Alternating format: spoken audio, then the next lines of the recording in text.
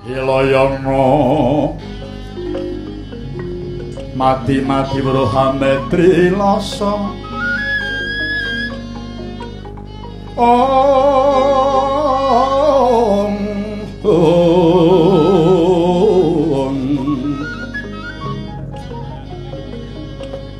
Manglono pangapitira Om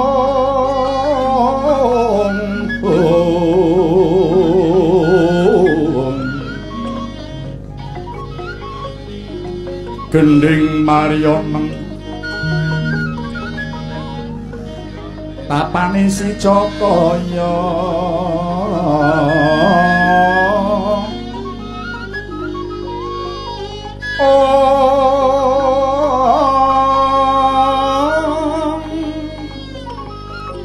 Lerenati Yamandra gini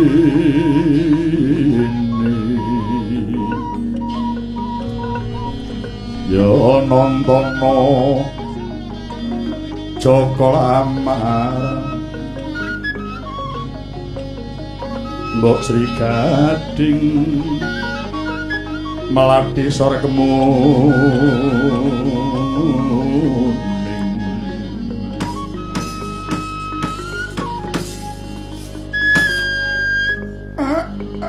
manggita Gus Ndara Raden Permadi mengko wigatos ing pundi dene Ndara kula jengkar saking dalem kasatriyan Madukara Gus iya ya Semar marmane Kakang Mayantaka ndak kanthi manjinging madyaning alas kang wigati aku bakal ngupaya nang ngendi murcaning Kakang Mas Narayana Kakang badhe ngupati dhateng Kadang Tunggil Guru Karaka Ndara Narayana para nyata Kakang Semar aku ora bakal kundur marang dalam kasatriyan lamun durung gandeng astaning Kakang Mas Narayana nggih menawi ngaten Gus monggo tumrap kula dherekaken Ndara anak mojo kang padha keri ya Kakang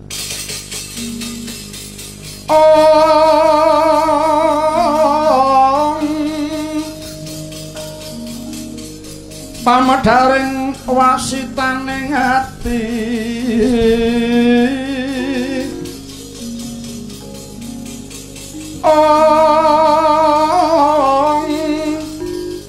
cuman rokoan niru pujangga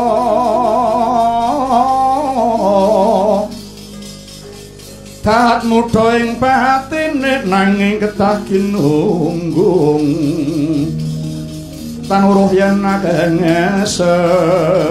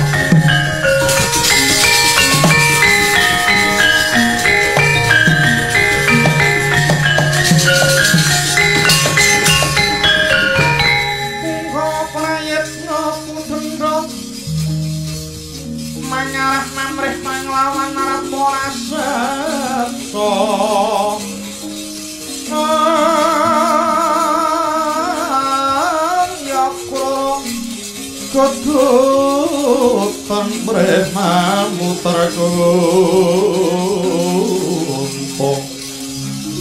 Mukha tandrako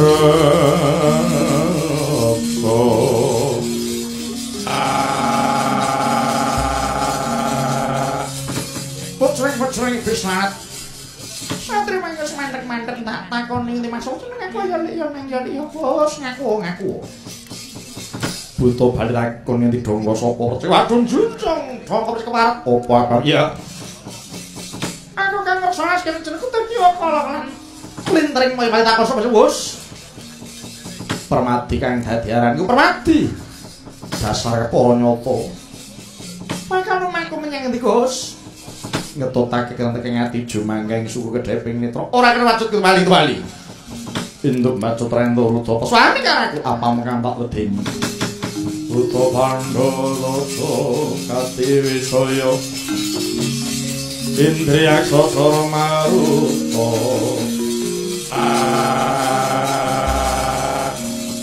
Prayat ngandani Gus Leno pengen aku rangsang kemudajar mana bos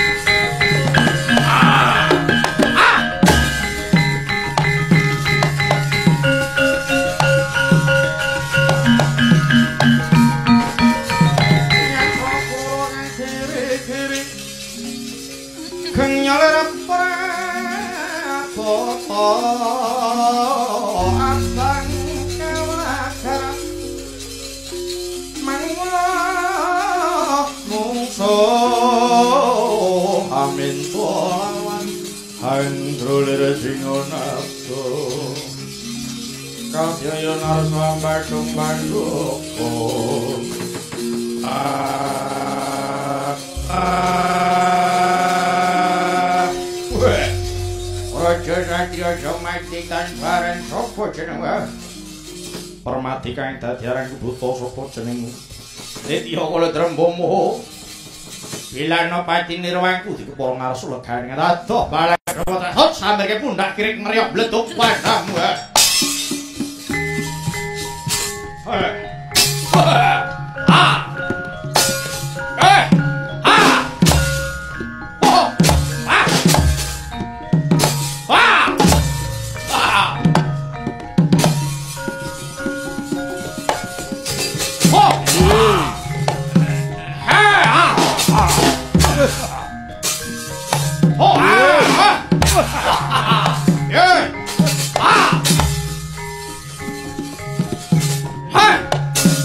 Oh!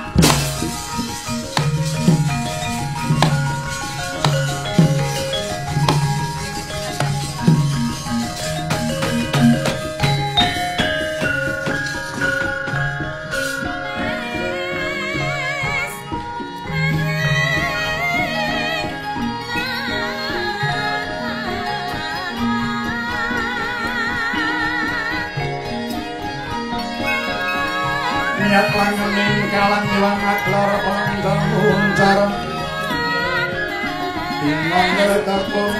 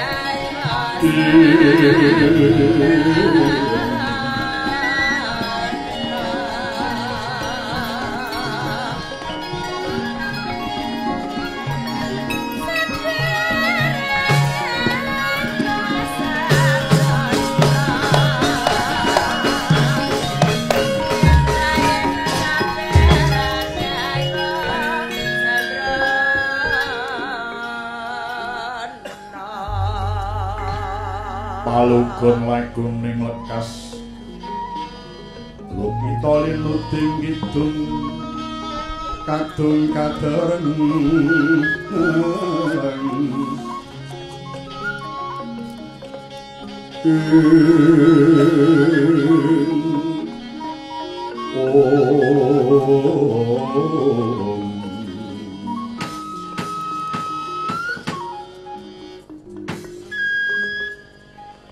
sakpatining para denawa teka iki ana wong limpah ngalosot ening tengahing alas katon ijen tangkara weng Kisanak diagi ngaku sira iku sapa Kisanak kula nuwun inggih menawi dangu jasad kula nami kula pun Leladi Mangsa Raden Leladi Mangsa kula nuwun inggih paduka menika sinten? Pamadya Panu Permadi kekasihku Kisanak. Raden Permadi kepara nyata. apa to sababe dene sira ana madyane ngalas lan ndak tonton katon lempoh sukumu leladi mangsa kuwi ana apa nuningih Raden kula menika estanipun nembe nindakaken tapa brata supados boten karidho anggen kula tapa ngantos kula rencangi mlebet laladan ingkang sepi menika Raden nduk rewangi tapa kaya mengkono iku sira duwe gegayuhan apa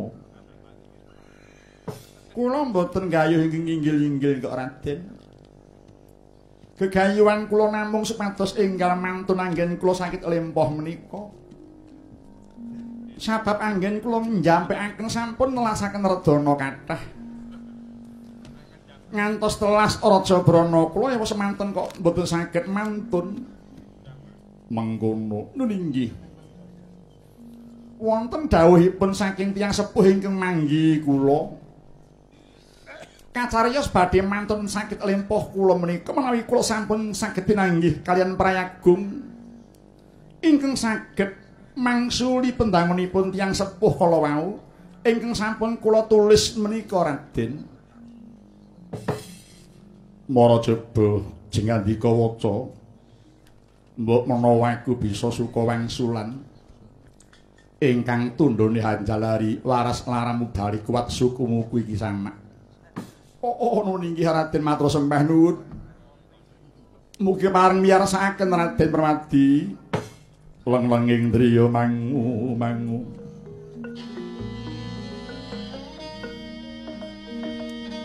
mangun kung kanduan rimang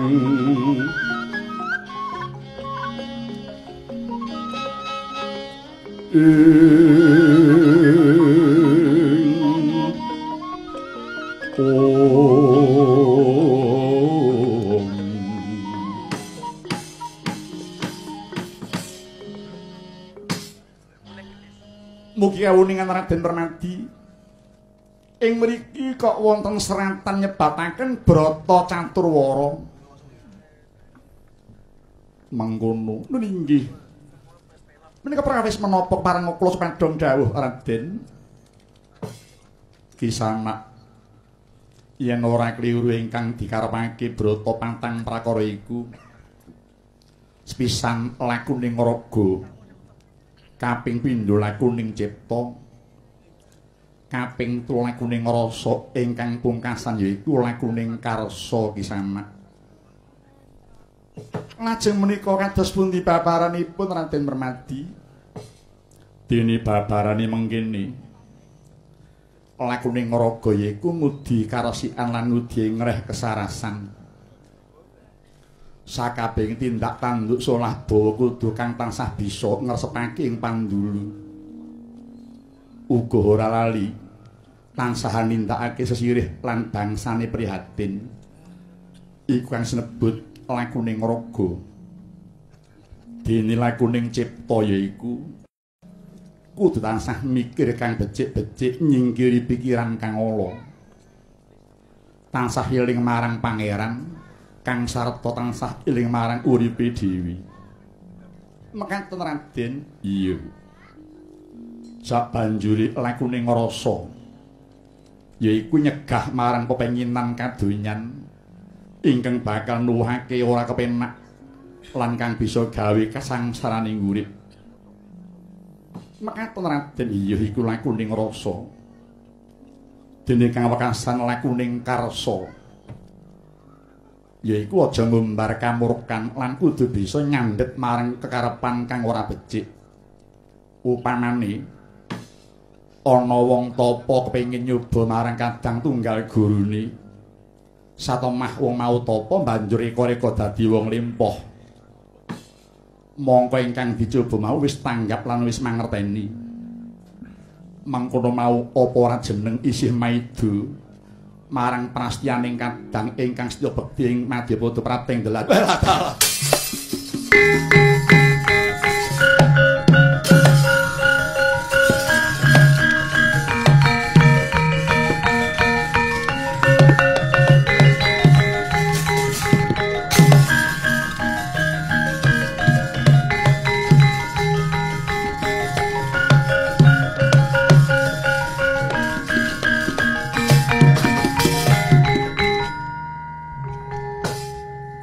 ing Paluapindo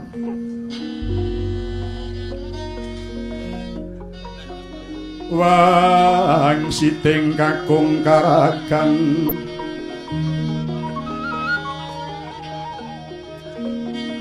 hanjrah sabdaning soto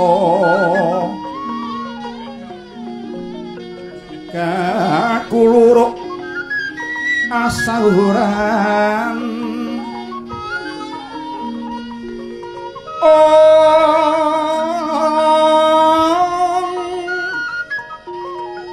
samono pameh rahino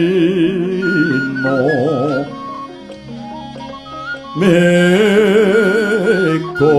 pangkaton sumirat wetan soroti ngarumo lenetraning salirapo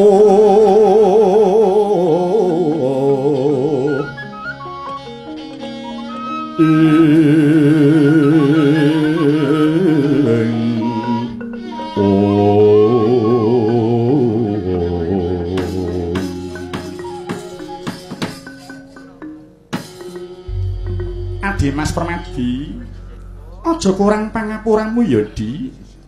Satemene ingkang membo dadi wong limpah maupun Kakang kok Yai. Kula sampun ngertos Kakang Mas Narayana. Oh wis tiba. Lho nggih sampun. Kula nuwun sewu. Teka paduka ngantos membo dados tiyang limpah menika wonten krasa menapa Kakang Mas.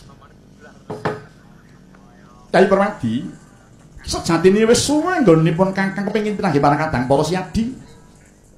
Dene wigatine siadi bakal tak kanocokake sadaning Bapa Guru Padmanaba Rumuhun kok Yai.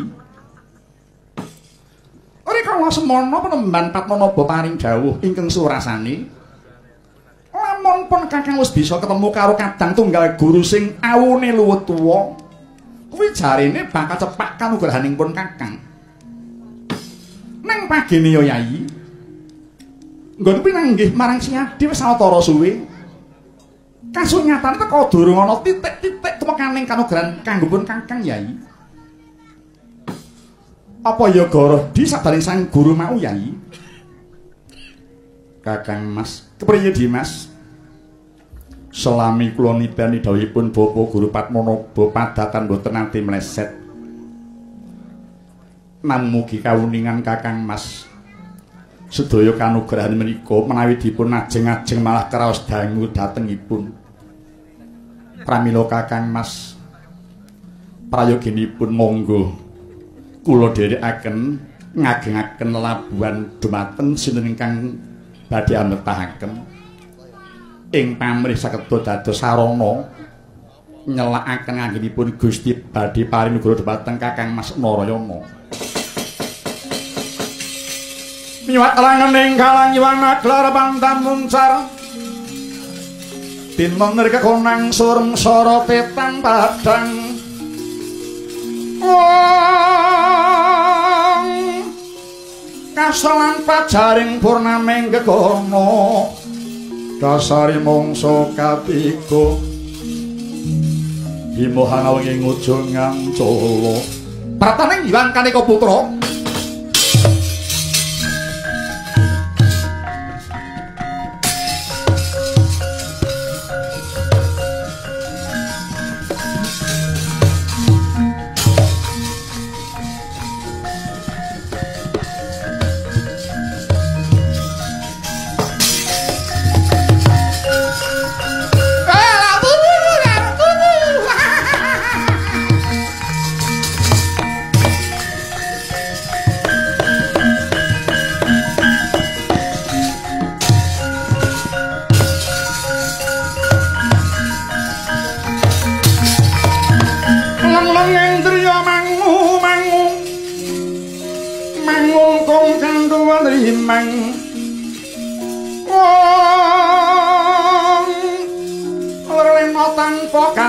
yen tantuluso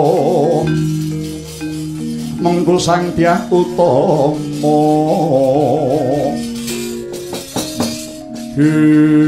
wah talabu garabu Wah, sing tak golek jebul nang kene bocah iki. Nuwun inggih Bu Kulun, sembah kula kunjuk Bu Kulun, sembah kula katur. Ya Allah tampa nggih. Kulun tampa, Nara Purwati bekti marang jeneng ulun nggih. Kula nyuwun dawuh Bu Kulun. Wonten wigatos ingkang pundi dene paduka padhibateng kula Bu Kulun. Lah iki ngene ya nggih.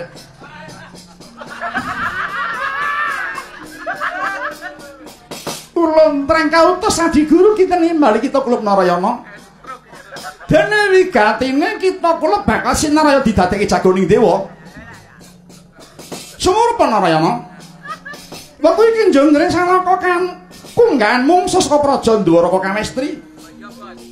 Yaiku Ratu Buta dijuluk Prabu Yudha Kala Kresna. Dheweke bakal njaluk panguwasa kaya Kanjeng Salaka nanging Adi Guru ora marangake. Gandeng para Jawata perang padha kalah. Kerampunganing pangandikan Adi Guru mundhut tulung supaya kita gelem dadi jagoning dewa. Kinen nyernakake Ratu Angkara sak pante saka Dwaraka mau ya nggih. Priye nggih? Saka apa ora nggih? Duh Pukulun. Areh ning menika dawuh saking Pukulun Manikmaya. Mongko dawuh kala wau tumus ngantos bunguni batos. Lho nggih. Kok sedika nglampahi Pukulun? Saka nggih. Saka aduh Pukulun.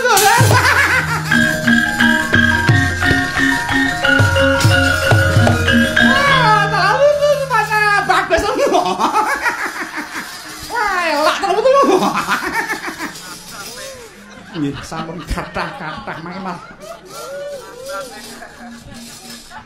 kirang prayoga karo ngilangi upil. Ora sida macang. Ulun wis ngira to. Ulun wis ngira menawa kita ora bakal minggah dadi jagoning dewa Narayana. Sida macang dal. Ulun Narade. Priya Permadi? Kula ingin badhe nderek sabiyantu Kakang Mas Narayana. Kita arep nang sabiyantu. Lho. Alah dalah. Wis mene wae. Malah saya kuat jagoning dewa iki bakal.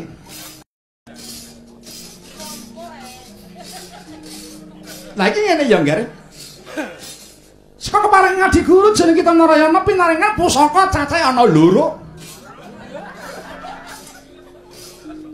Wonten kalih apa ora nyata? Kang sawiji wujud kereta kencana apangirtu rangga catur kang aran Kyai Jaladara. Dene kang kaping pindho kita pinaringan pusaka wujud bendhe. Jenenge Kyai Pancajanya. Bendhe mau yen tinabuh swarane bisa ngluluhake kekuatane mungsuh. Lan ngruhan ana nggih. Kanugrahan mau kabeh wis cinawisake ning lepat kepanasan kuluk. Mekaten iya. Nuwun inggih Pukulun sembah nuwun sanget. Ora panugrahaning Sang Hyang Manikmaya. Ya ngeri ya. Heeh. Kang mangkono klub ayo tumuli budal metokno Ratu Dwaraka mau ya nggih. Monggo dherekaken Pukulun. Permadi kula wonten dawuh sabiyanipun Kakang Yai. Monggo kula dherekaken Kakang Mas.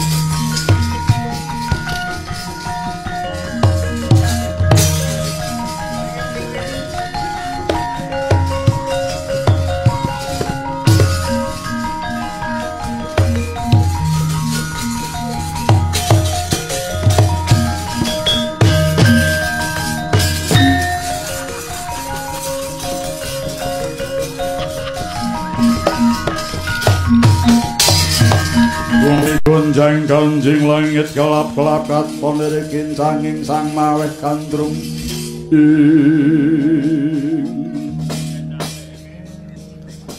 Mas Permadi kula wonten dawuh. Wangun iki kreta kang aran Kyai Jaladara ingkang wis diparimanipun Kakang Yai. Kaluhuran dawuh paduka Kakang Mas. Kating asumindi wonten lebeting kreta menika bendhi Kyai Pancajanya. Ingkang swantenipun saged ngluluhaken dhateng kriyatane mengsah Kakang Mas. Nang apa ya ana to Yai? Apa ana ing ngatasipun Kakang kuwi Senopati kok ngusiri dhewe? Oh adikku, adikku. Pukul narada kok ya ora babar pisan miranteni sak kusire ya Yai. Kakang Mas sampun kuwatos. Karepmu Ori Paduka Permadi ing saged dados kusir Paduka Kakang Narayana. Piye? Kula ingkang saged dados kusir Paduka. Wae matal.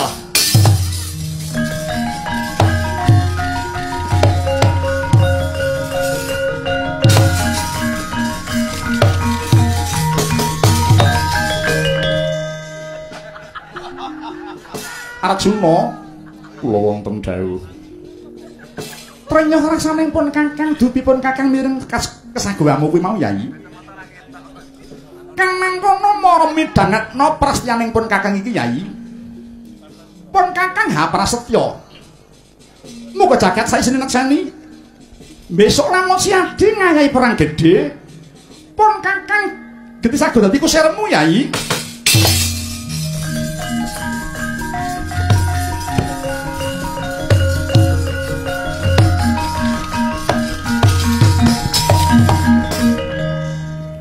Trenyuh manah kula dupi miyarsa dhateng sabdaning Kakang Narayana. Nika naminipun kadang ngertos kebetahaning kadang kabeh iku kudu tulung-tulung kok Yai. Kudu tulung tinulung. Mekaten iya. Endi sing ribet kudu ndang melu madhangake. Mekaten iya. Dadi aku ya pun Kakang. Si Adi ya pun Kakang dadi kados pun wangsuli malih. Aku ya pun aku keliru Yai. Aku ya si Adi ya pun Kakang. Aturaken panumungguh kepareng enggal nitih krita. Kula tumuni mapan ing pakusiran monggo enggal bidhal Kakang Mas.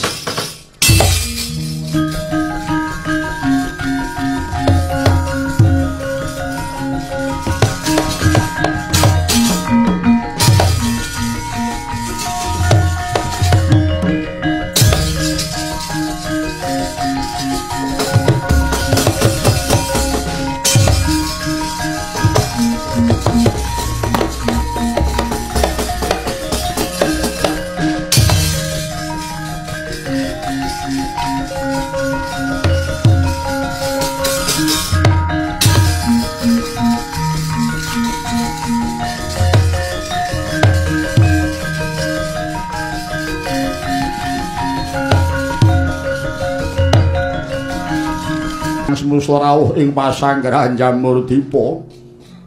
Duh Koko Prabu, sesampunipun lenggah satata parenga Kang Rayi Kuda kala Kresna semadhong dawuh kula nok-nok-nok. Yai Patih Kuda kala Kresna kula wonten dawuh selak ora sranta rasaning atiku sabab sira suya ratu muli bali marang Praja Ndwarka Kawestri. Paran pawartaning gumuntak utus njaluk panguwasa kaya Anjungkring Saloka. Wis entuk kaya padurung teh. Kula nek nunjuk uninga Kakang Prabu. Ketingalipun Bathara Guru mboten ngulungaken menapa ing dados pamundhut paduka Koko Prabu. Ketitik para dewa sampun nutusan duta supados nundung kula. Inggih menika nata Mandura Prabu Baladewa sawadya balanipun kelampahan duwan-duwa yudha kaliyan kula sawadya bala pangestu Padukendra kula saged ungguling jurit sampun dados antemi manah kula Koko Prabu sanadyan ngantos sewa warsa kula tenggo kula mboten badhe wangsul dhateng Dwaraka menawi dereng bangkit mbedhah kaya Anjungkring Saka Kakang Prabu. yaksa krura kagiri-giri Kanyang Prabu Abang Kawulagarang latala syukur bagi sewedine sira dari prastya kang mengkono de kula napa nyuwun gandeng iki wis ana titik dewa ora nuruti marang penjalukku ora susah dadak ngenteni ning pasanggrahan mundak suwende ayo derekno jenenge ingsun Buddha dina iki munggah marang Kayuwangan Jungkring Saloko digawe sregane Jungkring Saloko ndawek kula dherekaken sinuwun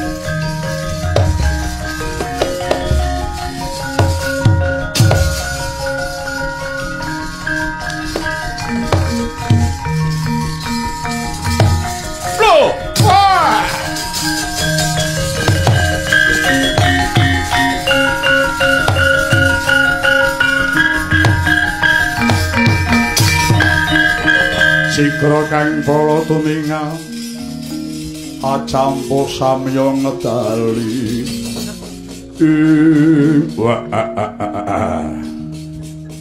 ana satriya cemani mudhun saka kreta sapa kowe aku srayaning dewa saka Madukara jenengku Narayana apa kowe kang aran Prabu Yudakala Kresna dasar kapara nyata he Narayana ana paran yen kowe nggo gawa gluwung bali aja kumewat sagut dadi jagoning dewa kowe manen uripmu sing durung suwe nyawang srengenge kowe Narayana aku gelem bali watu bisa nyangking murdamu wae gaglak limpamu wae wah wah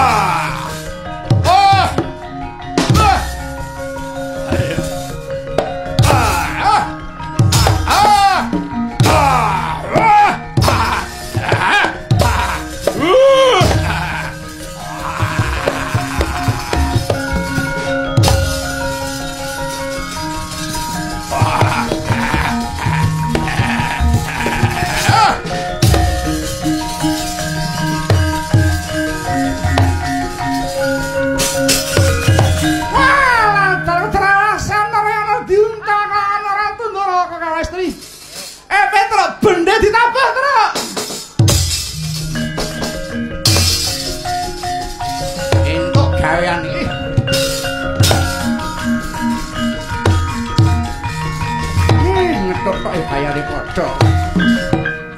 Totok sing seru iki.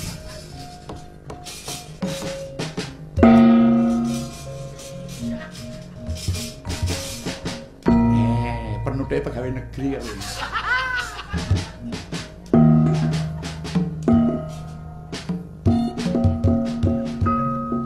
Is.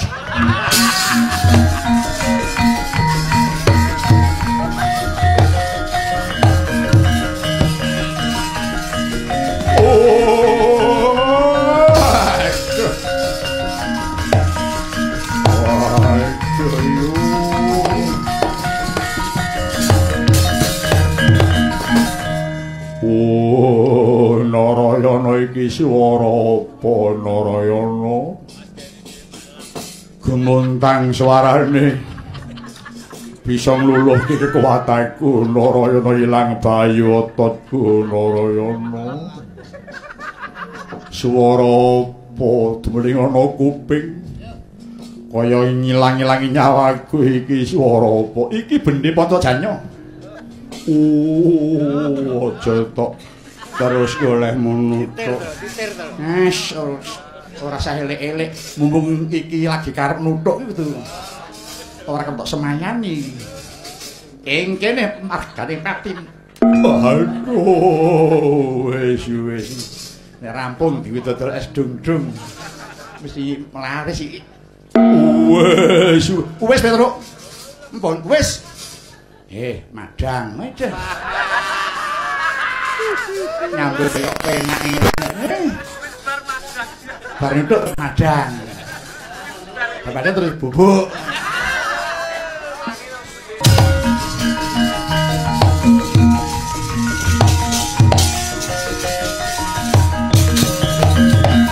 Wis sing jeneng Narayana. Kepranya kowe sapa? Ati Yudha Kala Kresna aku jenengku Kuda Kala Kresna. Kuda Kala Kresna kepara nyata. Aku ora trima sedaning Kakang Prabu. Aku golek pepulih. Lan kono bangke kowe kelakon ajur kuwi wae Narayana.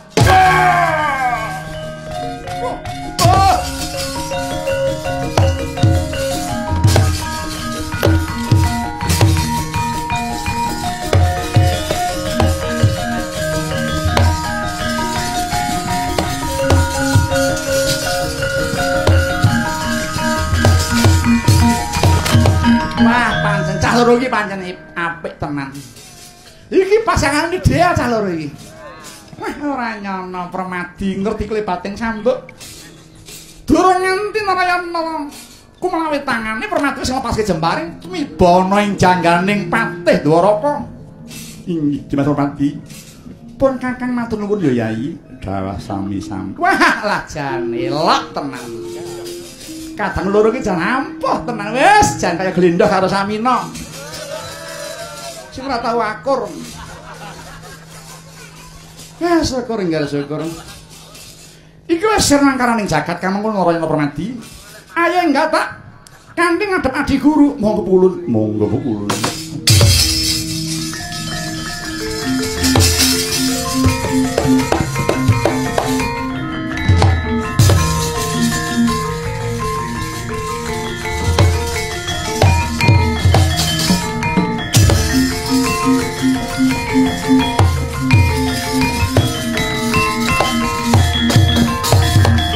Wah, Sita Sirna Margalayu Ratu sak patihe gagal njaluk panguwasa njengguring Salaka malah dadi bangke.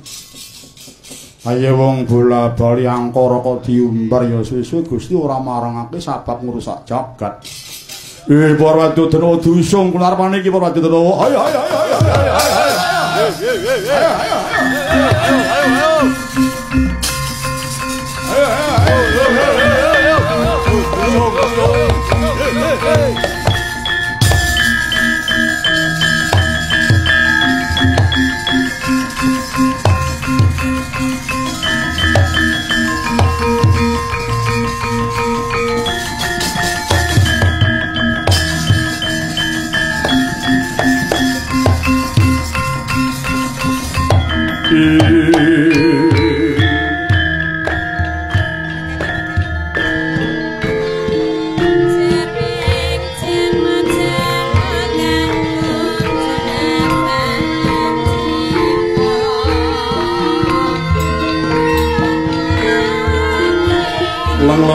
ya mangun kung kanggo warimang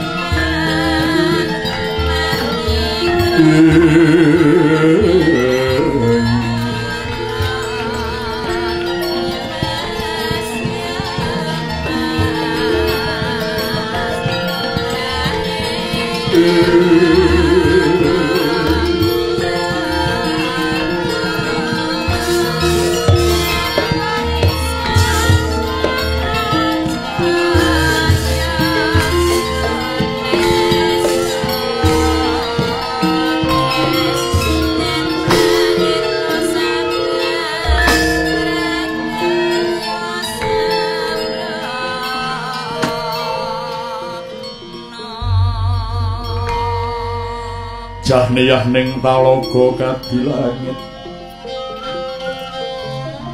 mambang tang pas mulane pamaneka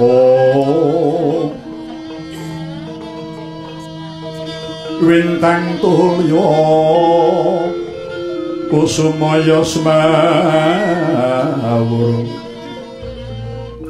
lumrat kang sekar katijalado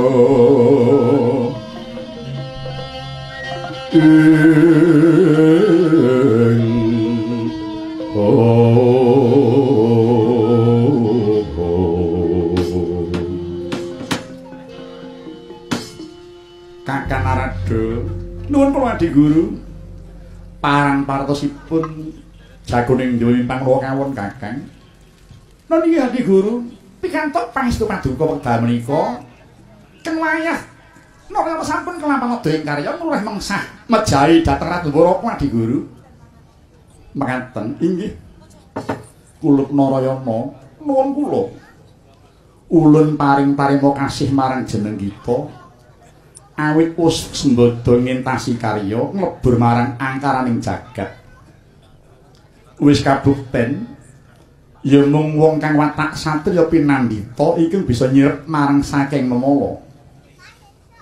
Mula lamun negara kuwi kepengin ninggal tata tentrem, mestine kudu dikemudeni marang manungsa kang jiwa satriya pinandhita.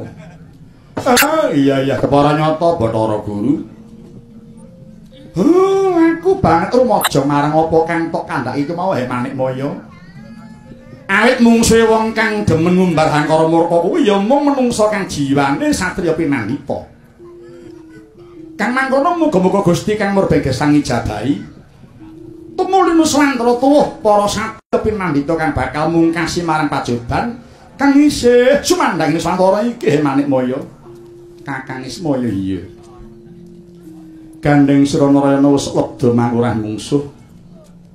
Sapati ning Prabu Widrakala Kresna ya mung sira kaki ingkang wenang gemanti prabaning praja Dwaraka Kawistri lan jagat eksanana Dwaraka ulun paritenger praja Dwarawati. Nulinggi. Iya aku nek seni Manik Maya. Kawimbuh jeneng praja Dwarawati. Kepara nyata apa wardining Dwarawati Manik Maya? Dwara iku lawang wati iku jagat. Wati ku sugih kang mengko werdi negara kang sugih gapura. Dwarawati dwara iku lawang wati iku sugih negara sugih gapura kepara nyata. Narayana nuwun kula kang mangkur kudu napa nugrahaning Jawata nggih. Kakang Narada. Kakang Narada. Guru. Wah iki sampun telah kalih dos niku. Kados punika Kakang. Wong kirang sekedap kewon kok lajeng kados mekaten to Kakang. Mbok dipun olekaken ngatanipun to Kakang. Oh niki. Iya sendi kali Guru. Kemawah Narayana kaparinga busana kanalindran. Wigatos tumuli ulun kepiyaken dados tali itu. Sendi kali Guru.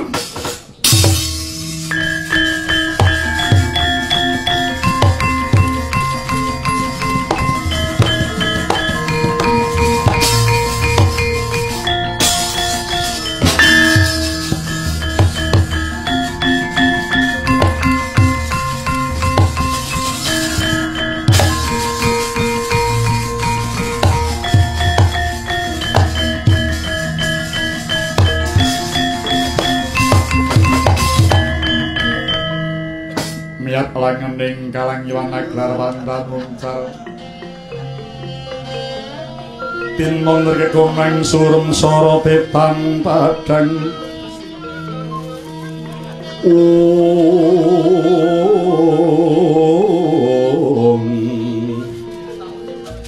kasolan pacaring purnaming gegono